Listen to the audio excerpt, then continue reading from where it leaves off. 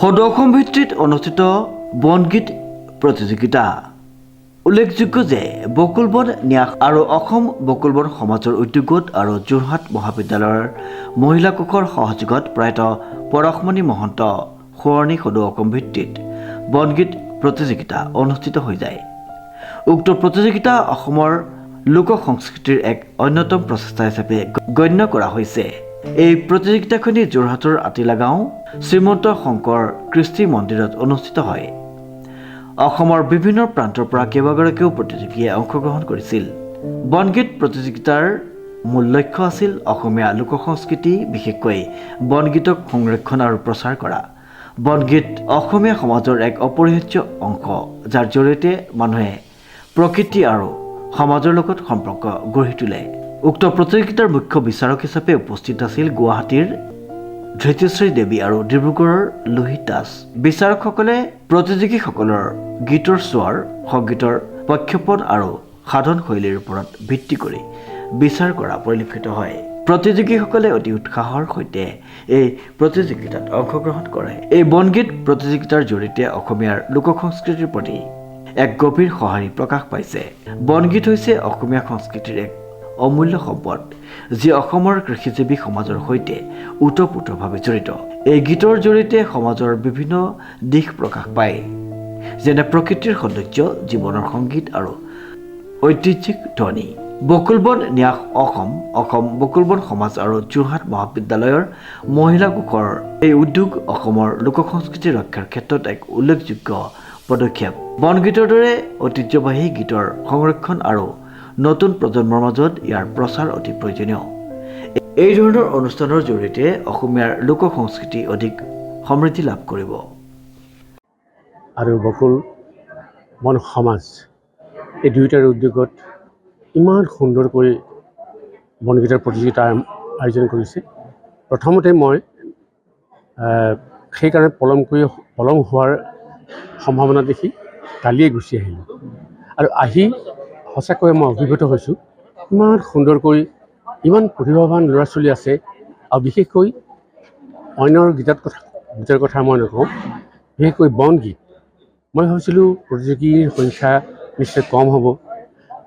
আহি ইয়াত দেখিছোঁ ইমান সুন্দৰ কণ্ঠৰ বা প্ৰতিভাৱান ছাত্ৰ ছাত্ৰীবিলাক আছে। আৰু আহিয়ে মই এটা কথা অকল ইয়াতে নহয়, মই সমগ্ৰ অসমতে ক'ম, যলৈকে নাযাওঁ।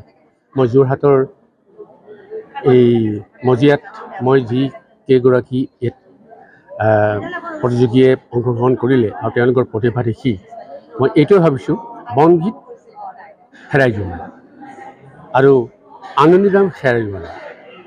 আনন্দীৰাম দাসক মই যেন আজি একেবাৰে সশৰীৰে লগ পাইছোঁ, আৰু সেইকাৰণে মই গৌৰৱেৰে কৈছোঁ, এজন বনগীতৰ সাধক হিচাপে যোৰহাটৰ যিসকলে উদ্যোগ লৈছে এই সংগীত প্ৰতিযোগিতাৰ কাৰণে, তেখেতসকল মোৰ কাৰণে সদায় আজীৱন শ্ৰদ্ধাৰ ব্যক্তি হৈ থাকিব। আৰু এনে এটা সংগীতৰ প্ৰতি প্ৰতিযোগিতাৰ আয়োজন কৰি কেৱল যোৰহাটবাসীৰ ল'ৰা ছোৱালীৰ কাৰণে নহয়, সমগ্ৰ অসমতে প্ৰভাৱ বিস্তাৰ কৰিব বুলি বা প্ৰভাৱ পেলাব বুলি মই সাহসেৰে ক'ব পাৰোঁ।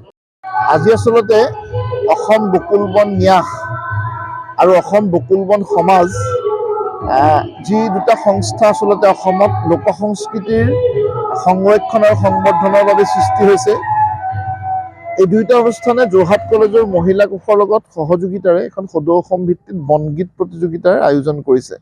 এইটো এটা অনন্য প্ৰয়াস। আপোনালোকে নিশ্চয় শুনাই নাই তেনেকৈ বনগীত প্ৰতিযোগিতা এককভাৱে সদৌ অসম ভিত্তিত আয়োজন হোৱা। এইটো আমি এটা প্ৰয়াস কৰিছিলোঁ, আৰু ইয়াৰ প্ৰতি সঁহাৰি জনাই অসমৰ বিভিন্ন প্ৰান্তৰ পৰা আমাৰ প্ৰায় 40জন আজি প্ৰতিযোগী আহিছে। আমি বৰ ভাল পাইছোঁ, বিভিন্ন জিলাৰ পৰা তেওঁলোক আহিছে। নতুন প্ৰজন্মৰ মাজত ইমান সুন্দৰকৈ বনগীতৰ চৰ্চাটো হৈছে, বনগীত কি বুজি পাইছে। আৰু আমি দুজন স্বনামধন্য আজি বিচাৰক আমাৰ মাজত উপস্থিত আছে। অসমৰ বনগীতৰ অতি প্ৰথিতযশা ব্যক্তিত্ব তেখেতসকল, গুৱাহাটীৰ ধৃতিশ্ৰী দেৱী আৰু ডিব্ৰুগড়ৰ লোহিত দাস।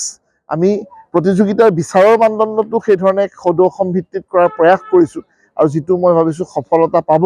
আৰু বকুল বন সমাজৰ ন্যাসৰ যি প্ৰয়াস আছে যে নতুন প্ৰজন্মৰ মাজলৈ অসমৰ লোক সংস্কৃতিক লৈ যোৱাৰ, সেইটো নিশ্চিতভাৱে মই ভাবিছোঁ এনেধৰণৰ প্ৰয়াসৰ দ্বাৰা সফলতা লাভ কৰিব।